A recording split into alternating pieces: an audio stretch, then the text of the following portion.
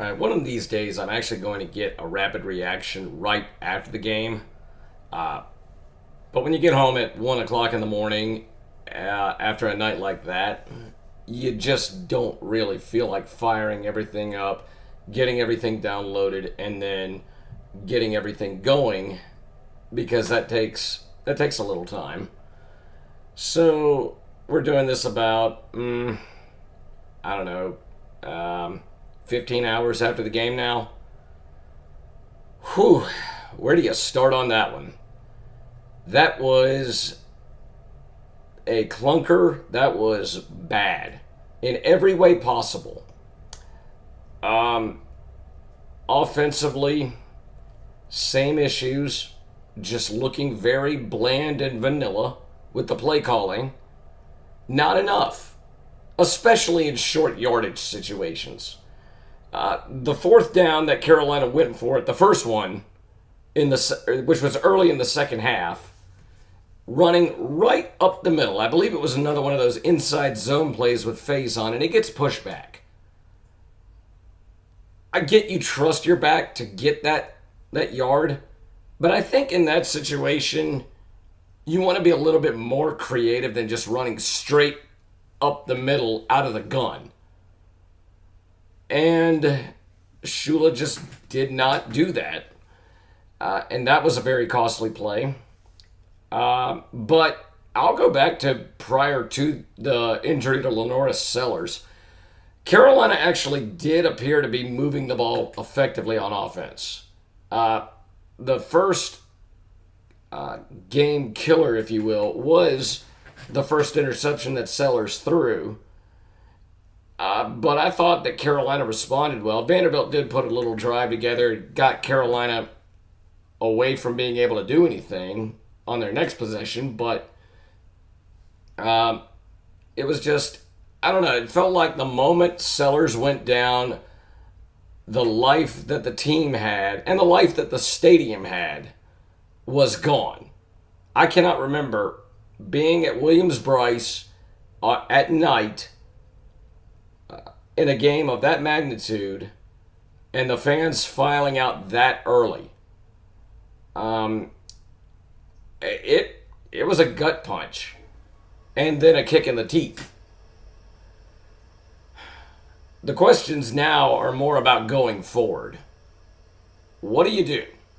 Because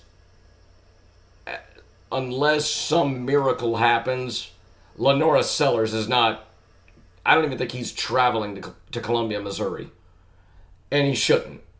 When you have a concussion injury, you need, I would say, at least a week. So it looks like Luke Doty is the answer right now. A lot of people are not going to be happy with that. I get it. He didn't look all that stellar last night. Last night was just one of those nights where everything that could go wrong did go wrong. There were penalties. There were just moments that just make you say, what have we got to do? The play that Sellers gets hurt on turned out to be a targeting penalty. Well, the problem there is that the very next play, the very next sequence that happens, Luke Doty comes in, and they've got plenty of time to check on this. And this is what's very frustrating about this. Sellers is down. He's on his back. They give him time to just get off of his back, and he's sitting on the field. And it takes him a little while to get him up on his feet and get him off the field. Luke Doty has time to warm up. They've gone to commercial break, and everything will continue, and they start play up. The ball is snapped. Luke Doty throws a pass. Nick Harbor has it, and it looks like Harbor is gone. But then come the whistles. Why on earth does it take that long to blow the whistle to say, hey, we need to review this for targeting? That is what is so frustrating here. One of the That's just kind of a microcosm of everything that happened last night. Am I saying that this is why South Carolina lost the game? No. No. I said all week going into this game, Carolina has to play its best game.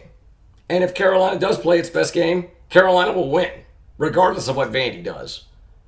Vandy came and brought their best game. Carolina came and brought a D plus at best game, and Carolina got smoked.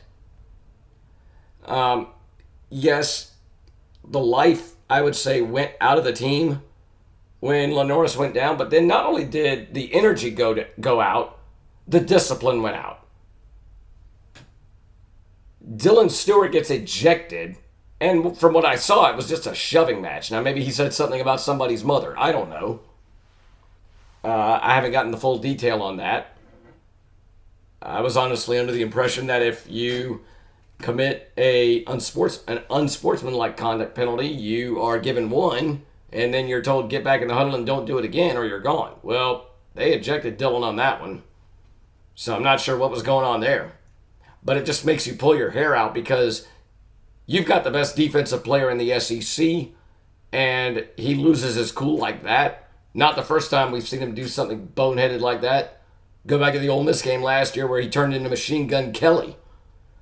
So it just makes you wonder, where is this team's discipline level? You can't really be confident going forward from this, from what you saw not only last night, but the first three games. The offense doesn't have creativity. The defense doesn't have discipline. And, oh, yeah, my question there, Vandy was about to just knock Carolina out early, but then did something rather stupid by throwing the ball, and it got picked off. Now, in the end, it didn't hurt Vandy because Carolina didn't do anything with it, but Carolina is not good against the run. That is a serious problem, especially going to Missouri. Going forward with Luke Doty, obviously having him practice this week with the ones, that's going to be a little helpful. Do I think the offense will be a much improved unit because of that? Probably not. I like Luke. A lot of people love Luke, but and a lot of people I saw on social media last night were begging for Aaron Noland or Cutter Woods. Clearly, y'all did not go to the spring game because I watched Aaron Noland in that game, and I said if he gets in the games this year for significant play, we're in trouble. And really, you could say that about any of the backups. You just hope right now that Lenoris will be able to recover and get better before Kentucky comes to town, because as we saw last year, you lose 3, you're done. Your playoff chances are gone. Not that I think Carolina has much of a hope right now in making the playoff, but if you want to have any mathematical chance, you better start winning games. And you better start moving the ball on offense and, oh yeah, getting in the end zone. Toward the end of the half, Carolina tried a field goal. It was a long one, but it was wide left. How in the world is it that we have a Beamer as our head coach, and now 2 years in a row, we don't have a reliable place kicker? Punting and returning seems to be fine. And by the way, one of the few bright spots was Nick Harbor in the return game. He took one out of the end zone, and he was pretty much backed up to Gervais Street, and he brought it all the way out to the 40. You know what? If he can do that, let him take it out. I don't care how deep he is. We know what kind of speed this guy has. And I'll say this also, he did look like a number 1 wide receiver last night. The SC State game, he was off. Last night, he looked a lot better. Rasul Faison ran better last night.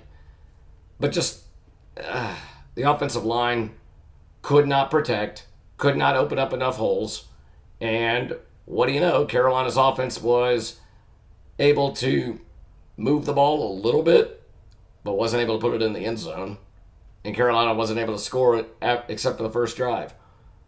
A lot of that is Sellers going out, but you've got to have that next man up mentality. I don't care if it's Lenoris Sellers or Case and Henry, both of whom went out last night.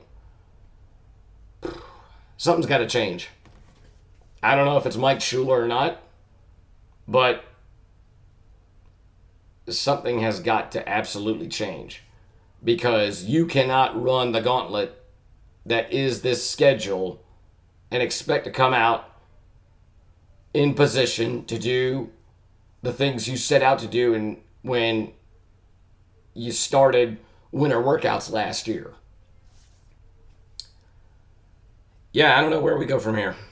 It's just a very bleak outlook right now. And I hate saying it, but 2025 is in serious jeopardy right now. Not just because Sellers is out for the foreseeable future, but because we're having trouble running the ball. The wide receiver group, which was expected to be a strength this year, has been inconsistent so far. And all of that just reared its ugly head last night.